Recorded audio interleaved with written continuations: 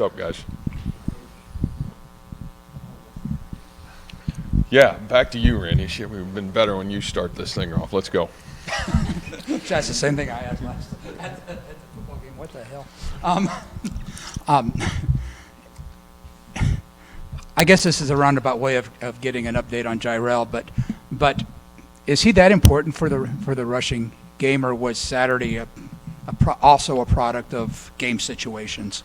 Well, I think yes. I mean, obviously, what you've seen from Gyro early in the season is, man, he's been really good. I mean, he's done a phenomenal job running the football for our football team.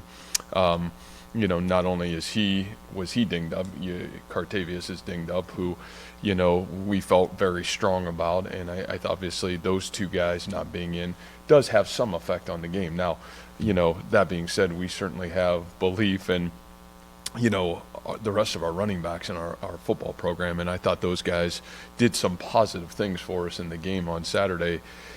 Again, I would go to game flow, and I know, that was a great question asked last week is, I think maybe after the Baylor game is, when you are in a situation and, man, we're down 2 scores, you're trying to get yourself back in the football game a little bit. And so I think the flow kind of goes against the grain of where we need to play and where we would want to play. Whether we can be better or the flow of the game can be better, those are all things that we got to continue to do a great job of. But, I think the biggest piece of the question you asked is, man, do you miss Gyro Brock? And, after what you saw in the first 3 games of the season and really the first 4 games of the season, you'd say, yeah, you missed him a little bit on Saturday. But, again, I thought Deion Silas played the best game of his career.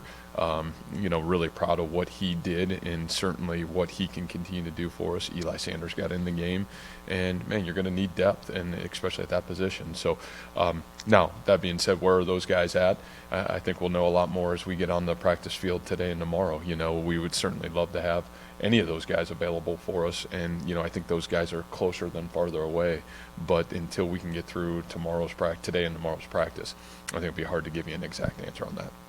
Let me ask one more thing in respect to the rushing game. Is the offensive line giving you what you'd expect the offensive line should give you? Boy, I think they played phenomenal at times, through the early part of the season. And again, you're putting those guys in who gets challenged the most. I think when you get into a game that, one of their strengths is probably taken away at times, and that's the ability to consistently run the football. And so, I think they have played good. I think there's certainly growth that can continue to happen. I'm really proud of what that group has tried to do to steady the ship. And again, I think they're globally offensively, we've been a hair off at times, and we need to be a hair on to be better. So that's not just one group or one unit. I think that's the global whole, and a little bit of it is the way the game has flowed the last 2 weeks. Probably has not been the way we would want to play the game. That's best for us. When it comes to the running game, when you're talking about game flow, I guess within a certain game, is there a point where that becomes a wider picture question mark of, if you can't get into the flow, does your running game get backed up, especially I guess with these injuries now too, where it's not going to be where you want it to be here as we get into middle of October? No, I mean, it's got to get there if we're going to be the team we want to be. So we're going to keep pounding away at it. We're going to keep finding solutions. And we got to keep doing a great job of trying to get the game, because again, when you're talking game flow, that's a global whole, right? That's not just one side of the ball. And I think last week it was significantly different why that game flow was that way. And then this past week, I think it was certainly got to a way. And a lot of that's still self-inflicted, which is great for us, because to me, when it's self-inflicted, man, there's great growth ahead and great growth opportunities ahead of us. So, that's what I would say. Are we just gonna bag who we are or what we're about? Like, absolutely not. And I think, again, we've got too good of players. We just got to continue to grow in some areas and continue to push forward. And some of the mistakes that we've made, and the inconsistencies that we have, can't show up, especially when the margin, as we've seen the last 2 weeks, they're razor thin. So that's how I would answer that. But a great question. Matt, your defense has been really good at forcing turnovers. I know the margin isn't as lopsided as you'd like, but Orion with 3 forced fumbles leads the league. What's he doing? And B, just how good has that group been in giving you guys opportunities that way? Well, I would say, especially in the second half, what they have done in those turnovers, especially you look at the Kansas game in general, it gave us a chance to win the game. I think obviously you're disappointed that the game didn't go the way you wanted it, and there's some things that are tough, but the reality for me, and I know I said this after the game, even in the moment, I can stomach it because what I watched from our seniors, and you talk about the play Blake Clark makes on Saturday. Man, if you really watch the game and see how Trevor Downing played in the game, man, you watch what Orion Vance does, Kendall Jackson does, Anthony Johnson does, Reeder does. Man, like those guys are making big-time plays in some critical moments that even when, man, we drop the punt or we miss a field goal, man, our kids, they're continuing to play and give us a chance to win the game. And so as the head coach, all you can do is ask for that from your great leadership. And I have always believed when the best players and your seniors are playing their best football, at some point, no matter what the range of growth can be, especially when you have such a young team, man, they're eventually going to catch up to that senior class as long as they continue to play at the rate they're playing.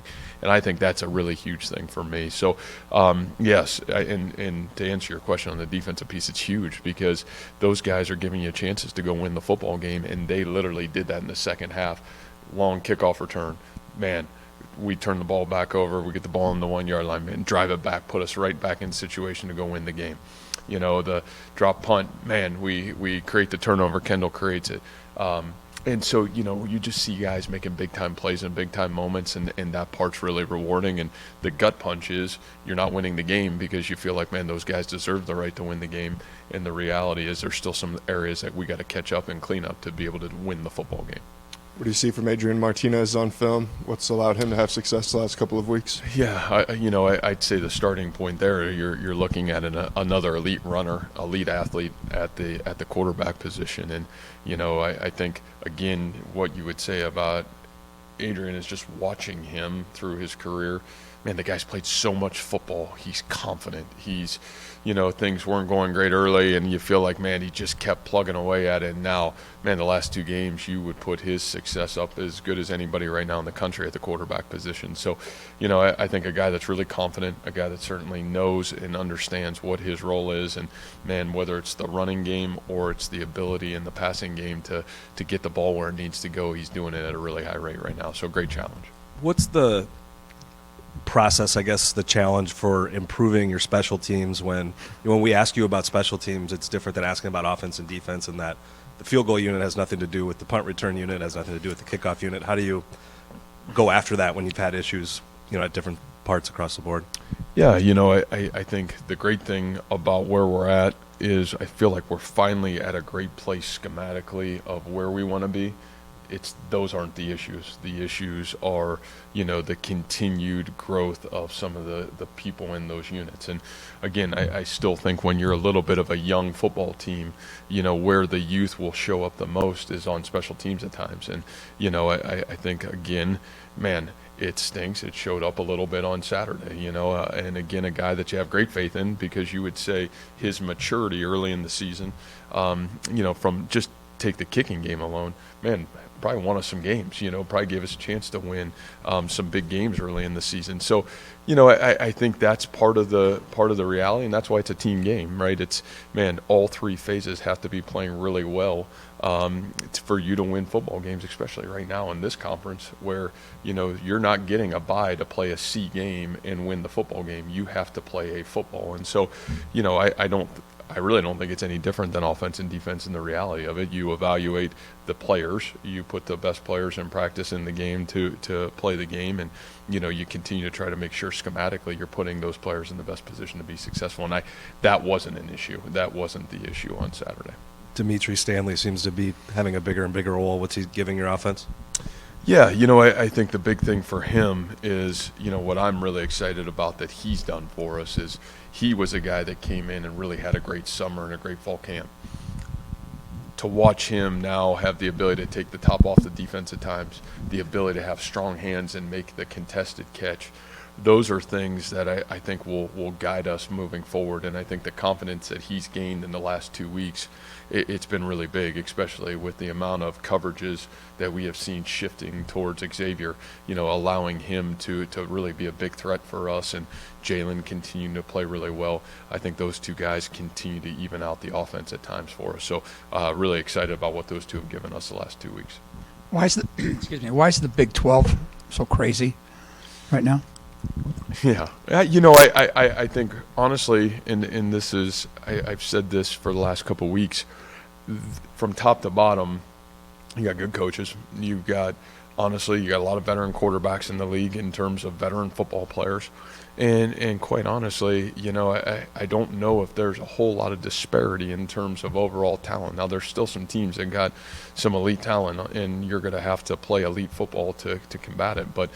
Man, I really feel like there's just a lot of equality, and I think you're seeing it in even just the representation of what the scores are on Saturday. It's not a lot to a little. It's those are really close football games across the board, and I haven't watched everybody to give probably a valid answer on everybody, but that would be my overall take, and certainly what it looks like from afar. I've not done any research on what I'm about to ask, so. Sounds about right. Yeah, thanks. Oh, okay. We're talking about getting under center or behind center. Is the portal playing any part of what's going on right now with the Big 12, do you think? And like I said, I don't know who's transferred or who hasn't. Yeah, I think that'd be a great story. I don't know, and that'd probably be a great research project. I don't know. I think for us, that's not really the world we've lived in a ton, even though you say, man, some of the guys that have come to us, through that process have been a huge help, Reeder and Stanley and some of those guys. So I would say probably throughout college football, it's changed the dynamic, it's changed the game.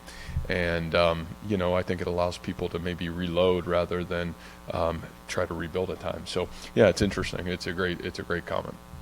I know you've talked in the past about the respect you had for Coach Schneider and obviously with Coach Kleiman now. Are there comparisons that you can draw kind of in the makeup of these two programs? And obviously it is a rivalry that the fans really enjoy and everything like that. Can you draw some of those comparisons there? Well, I think when you date back to Coach Schneider and, man, the research, talking through and with him, investment in kids, attitude and effort, belief and process, I think those are all things that we've worked really hard to build this process here at Iowa State with. And so, I think the foundational building blocks that have existed there, and obviously Coach Kleiman's success at North Dakota State, and then certainly coming there, probably followed a very similar path to that process. So, I would say a lot of similarities. We have the utmost respect for them and their program. We talk a lot here about attitude and effort and, believing those are the foundational building blocks to build a team. And I think when you watch their team, those are the things that jump out to you. So, I think a lot of parallels in terms of how the infrastructure of the program's built. So Kansas State has a very strong defensive front. How do you adjust to that, especially with the injuries in running back room? Yeah, I think again I feel like we continue to face some great defensive fronts. Really have for the last 5 weeks, and so I think that's prepared us to know where our strengths are, how to continue to evolve where we need to evolve, and again, I think the confidence of our offensive line continue to grow forward. Gives us the opportunity to go compete against a really great front and a great front seven. One guy in that front seven stands out to me, at least, and that's, I got to check the pronunciation, Anyudike Usama, the D-end, 3 sacks the last game, high level last year. What threat does he pose just in his ability to disrupt in multiple ways? Yeah, I think the thing that you respect first and foremost is, I've always felt great defensive ends have to play the run first and then have to react and be able to play the pass. And I think the one thing that I've been so impressed with him is his ability to do just that. It's not just, hey, are you a great guy that gets sacks? That's kind of like, that's a stat. But can you play the run? And usually the elite ones have the ability to play the run, and they find their way into the sacks because their ability to adjust to it. And I think that's what's so impressive about him. I think that's what's allowing him to play at such a high rate for, his team right now. And again, last week, phenomenal. Phenomenal for the team. Maybe was the difference in the game last week in a lot of ways. So certainly somebody we have to understand where he's at, what he does, and certainly be prepared for him in the football game. It seems like Jalen's been able to, I don't know if it's substitute for the running game a little bit, but in the short passes, 7 to 15 yards can really help you out. Is that something that, again, can't substitute, but you can utilize it continually as you try to work the run game more in? Yeah, I think you continue to evolve Jalen in as many ways as you can. He is such a dynamic playmaker, and what's his greatest strength is ball in hand. And I still feel like we're only scratching the surface of Jalen Noel in every way, as the punt returner, as the kick returner, as the ball carrier, as the receiver. And I think for him, it's just continuing to grow, us continue to find every way to give him the advantage to make a difference in the football game. I thought he had some of those big plays last week, really got us going at times. And we got to continue to find ways to get it goes back to players' formations plays, man. He's one of our best players, and we got to continue to find the best ways to put the ball in his hands to have success. All right, guys, thank you.